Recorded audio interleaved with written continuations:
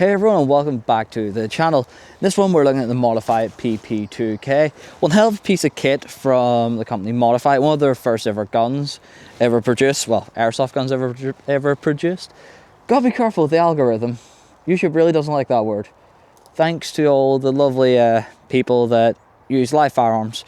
But that's another rant for another time with the false tags. But excellent piece of kit out of the box. There was a few issues with the earlier generations, especially around the changing lever, especially around the pin on safety. If you cocked on safety, it broke a pin.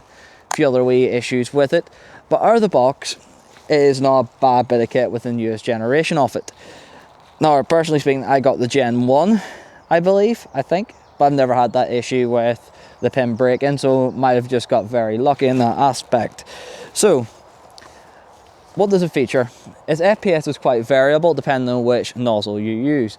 So, for Northern Ireland, I have mine at 0.9 to 1 joule, depending on the gas and the weather. You get 1.5 and 1.8, I believe. You can also get slightly higher with the DMR. To my knowledge, don't quote me on that there, there's a lot to take into consideration when running gas blowbacks, especially with heat, weather and temperature. So that can change and affect what you are producing. So please do pick the nozzle that is closest to your country's regulations, as you don't want to be shooting hot. You don't want to be that asshat that does it and hurts someone. You really don't.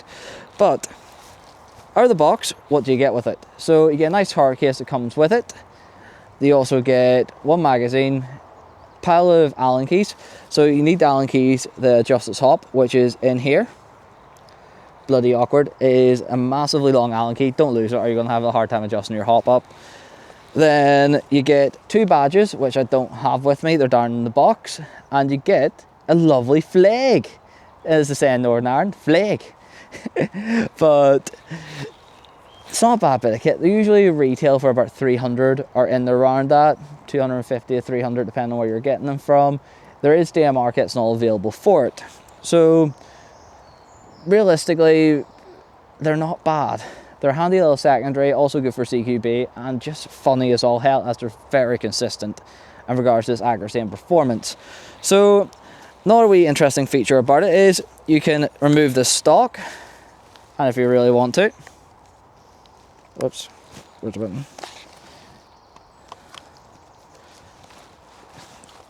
Go on in there, you bastard, you. You know you want to. There we go. You can use that as a stock if you really want to, or a spare magazine if you've got the long one. Not really the brightest idea to do it, but you can do it. I've seen the odd person do it, but you can do it mainly with the bigger and longer 54 round magazines. Not realistic for the 22 ones that I run. Other than that there, let's get into talking about its performance and do a range test here. So, it's got quite a small inner barrel. So the inner barrel is from here to here, quite a small inner barrel. It's Predator bucking, which is outstanding. The performance is unreal. You can lift up to 4.8 out of the box of these things, which is pretty damn amazing for a bit of kit out of the box. So with that, everyone, let's get into the lovely range tests. So with that, let's get into the range test here. I'm joined by my lovely camera guy and roommate Marcus, who will be the lovely victim for this range test. This is the third time shooting this, as we've had like random people walk onto the test out of fucking nowhere for some weird reason. But yeah, without further ado, let's get into it and let's see what we do. Right, this is about 10.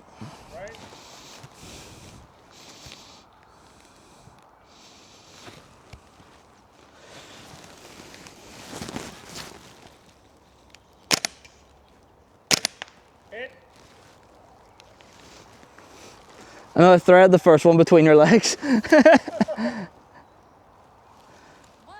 paused.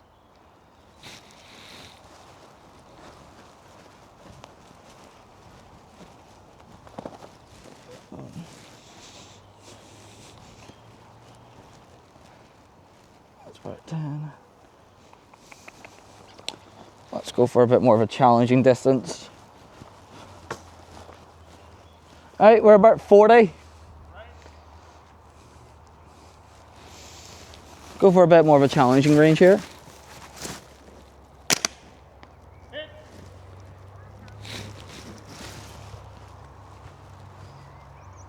Seems like 40 was no problem.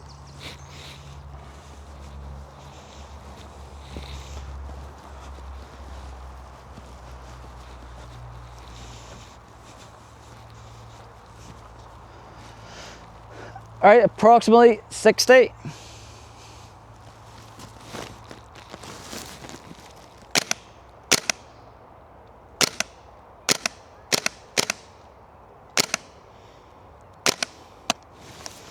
Reloading. Yeah, it's just hard to aim when you don't have any iron sights or anything. Fuck's sake. Because we've got the fucking scope cam or the iron sights would be.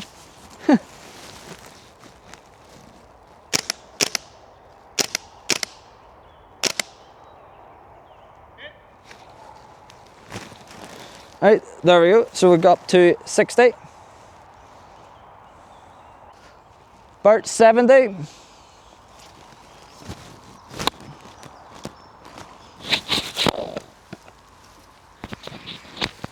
There we go, stealing my fucking mic off me there, the gun was.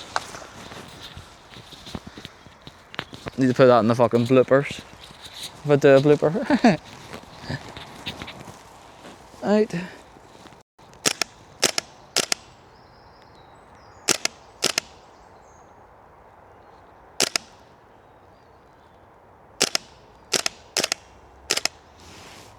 Out of gas.